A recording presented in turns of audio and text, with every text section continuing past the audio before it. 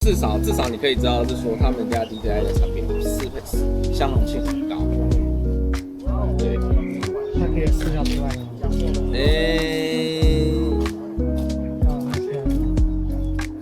本身已经离开我的讲，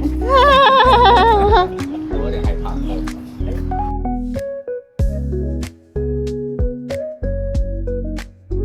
OK， 我们今天又来到数位星球，然后今年人其实算蛮多的，就大家都来这边看，然后玩，不错。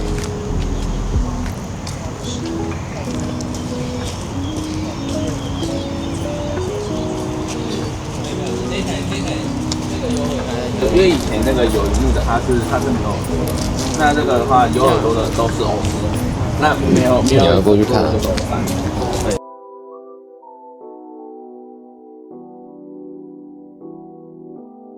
我一直以为货物税来，我们可能会有一些利润，可是看起来没有。全部让给客人。对啊，没有全部啦，没有到10%那么夸张，但是至少有让吧。他这次有多带那个。可以，但是不建议。那个第一个 N3，在室内飞的话，它就是带着，然后就是可以这样直接飞，然后要配那只鸡腿。它有那个改装，他应该比较忙啊，可能是我知道他是学生 Nano， 然后把它可以这样，可是真的那么大哎，这还就是等于 Pakis 的概因为念。精品它都这样走，可是好大一只的话可以。对啊，他就把那个 Nano 放在是，然后他就使用成效。笑死，这样玩下来我比较便宜。那他怎么不自己没有？然后你按这个橘色的按钮就可以了。好，按一下就好了。对，按一下。后方跟随3、2、1。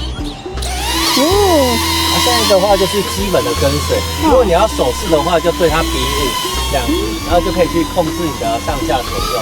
对，它上面有亮一个蓝色的灯，就可以动。那如果2只手合并把它拉开的话，它就会飞远。对，把它拉开，它就会把它往后飞。它最远的话大约是10公尺左右。然后你要做到360度旋转也可以，就是手伸出来，然后你门转1圈，它就会跟着你转1圈。哎，手要你太快了，太快，你太快稍微了。要让它追一下，或者是说你让飞机飞远一点点。好，可以这样。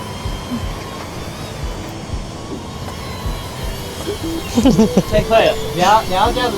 像打太极一样，这样慢慢转。对啊，慢慢的。对。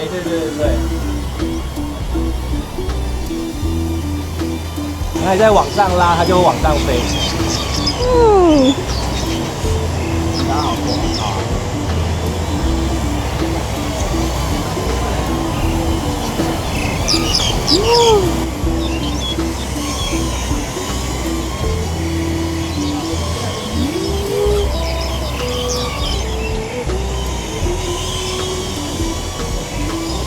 如果你想要让它叫回来的话，就是不把它摊开，它就会飞到手掌上。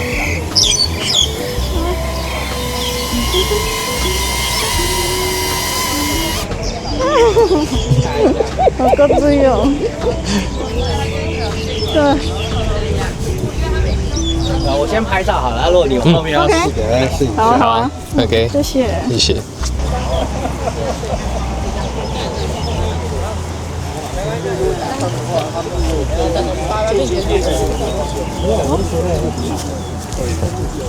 然后可以就把它放在外面。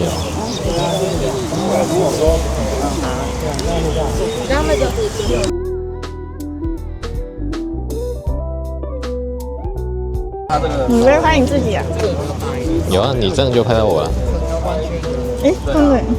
对啊。所以我觉得对一般人来说根本就用不到。不拍。然后你的头发一直在那边弄。对啊，有遮到啊，我看这边是没遮到。是啊。哦，我看你的头发好飘逸啊。对啊，没办法，没想到的。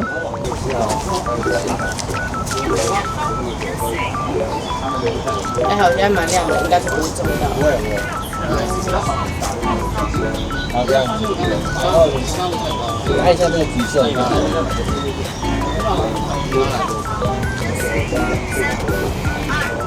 你如果要测试它跟水的话，你在那个树里跑来跑去，它都不会撞到，你都不用怕。好恐怖哦！啊，只是你要小心啊，里面稍微有一点泥巴。你可以故意走在树里面，让它。对对对，你就至少不用怕它撞到。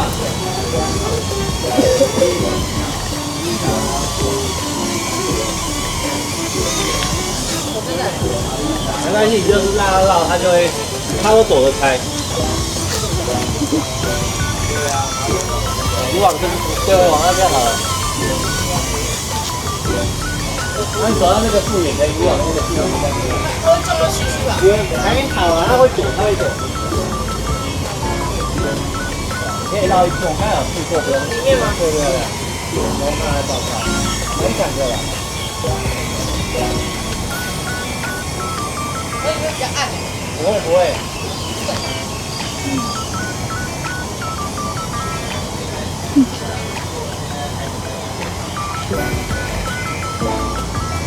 然后它就绕出来了。那就走回来这里了。对，你跑它都追得到。再后退一点，再跑这里。然后你伸出一个腹这样子，对，而且它就可以控制它上下。左右都可以。对，然后往下，然后你手这样子打开，后关起来。对，然后再往它就回来了。那你可以这样子转一圈，它也会过来。应该风蛮大的，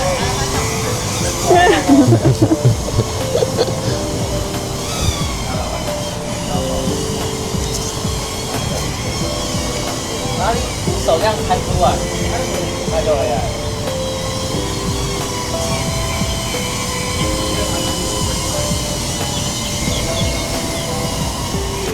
这个呀，这个蛮好玩的。对啊。它调模式是这边。对，这边可以换模式。对。不过跟水啊，跟手势是比较好玩。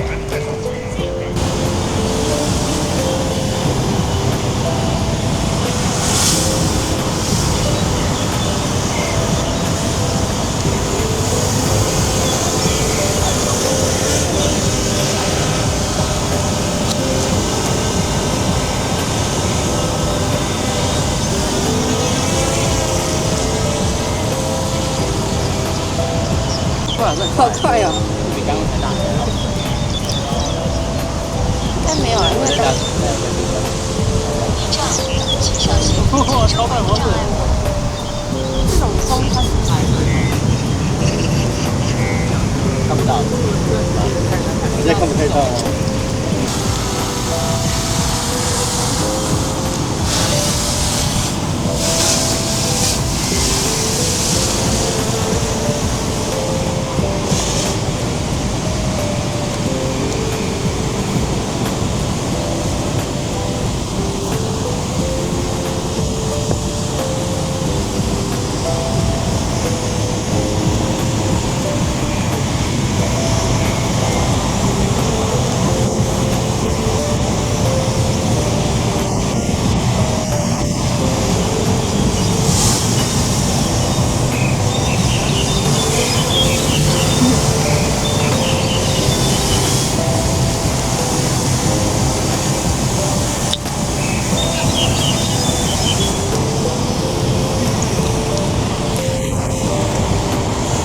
那你们是第一次飞吗？不是，上次有来过。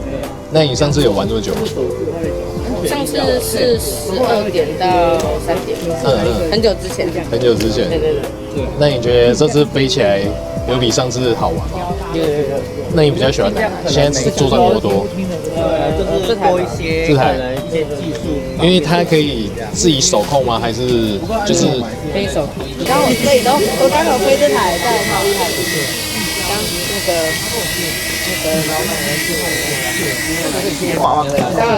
课程还在教一下，他都希望有那个就是环绕的功能啊，然后跟那个会啊，就是对啊，我那个时候来他也没教过，对，他在玩他。对啊，有啊，我的话。他往那来就是对啊。因为Neo它的配套里面没有荧幕的啦，所以有些人就会觉得说，他想要荧幕就只能再另外去买荧幕，或者像有些人他本来之前就已经有买过有荧幕的遥控，他就会到处去配，因为它是用 GPS 在定位。但是如果在室内的话，没有 GPS， 它只有做那个下视觉定位，就是下面的眼睛，然后看地板的花纹。但是我先讲，一般人室内应该不会做的很亮。那如果像，因为我们店里不知道大家有没有来，如果来过，会发现我们那边很亮，所以我们很敢在那边飞。虽然空间很小，但是它不会飘来飘去，就是要亮，看得清楚。要很亮哦。简单来说，就是地板的花纹越清楚，它越 OK。但是这一台有点危险，因为它有避障，这周围都是障碍物，它可能就会侦测到，假设到那边，它就会这样往左边，它左边又有，它会在右边，所以它会这样进来进去。那你就会把避障给关掉。我是不会关了，真的，我不敢关了，我还是不会去关。可是撞到应该还好吧？还好啊，这个有保护吧？因为像 Neo 它设计的就跟这种比较像。是啊，那这种撞到的话会比较很严重啊。可是还好啦，因为螺旋桨本来就是消耗品。是，可是如果你只要有受损就换掉，没受损就可以一直用。对啊。避障能不能说，我避障几米？里面可以去做调整啊，你可以稍微去做调整。对，但是我自己是觉得那种安全的我都不太会去动它，因为有些人调，不小心把它关掉。对，然后还有另外一个比较常见的错误就是有些人在室内飞，然后想要拿到室外就直接冲到室外去，然后一到室外马上起飞，不行。以后一到室外的时候要先检查说它有没有抓到 GPS， 只要有 GPS 就可以正常飞。但是要让它抓一下啦，因为有时候像这种树荫底下啊，或是有屋檐的情况下，还是抓不到，要再等它一下。那只要你出去飞，只要没有 GPS， 它就是会飘。对，因为我们出去飞是先以安全为主。可是如果你在户外，它抓不到 GPS， 它不会用下视觉。会啊，也是会啊。但是下视觉跟 GPS 还是 GPS 比较稳啊。对，而且一定抓得到，只要没有遮蔽物的话，一定抓得到。对，它不会有抓不到的问题，只有抓不到应该就是机器有故障。而且我目前也没有听过地载，我现在做了那么久，我也没有遇过地载飞机飞会掉下来的，没有。我只有遇过它可能有警告，或是真的有点问题，它会帮你慢慢下降，但是它不会直接掉下来然后摔烂。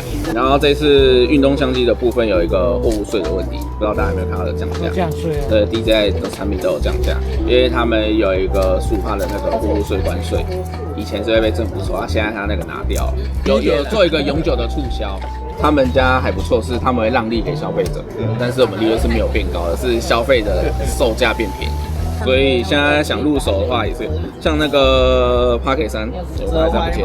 对啊，我是没有使用 Pocket 3，没关系，那一只就那一只，它之前套装版要21990，现在直接降到17590。Pocket 3比较拿来适合做那一种可能 YouTube 啦，或者是说可能拍广告之类的。对。那这一种的话就是比较适合拿出去抄的。可是它6好像也没有跟5没有差太多，所以你买5是对的。我自己是觉得你有4可以升级6，那如果你有5就不用再升级了，对，不用花这个才跳一阶而已。然后我先简单跟你讲一下，我们的店在那个新北中和，你可以 Google 搜寻数位星球。对啊，可以帮我 Google 评价。然后如果台中的朋友也可以讲一下，对，台中店有新开一家，新的台中店，对，我们有开一家在台中，那边也都有展示机，也都可以去那边玩。如果有朋友是住台中，然后在台中的话，也可以直接到这边买。对，那我们新开的分店。OK， 大概是这样。我就大概看大家还没有什么问题啊。如果没有的话，我们今天大概就是到这边。剩下的话就是自由时间，有问题的话就可以来问我。OK， 好，谢谢。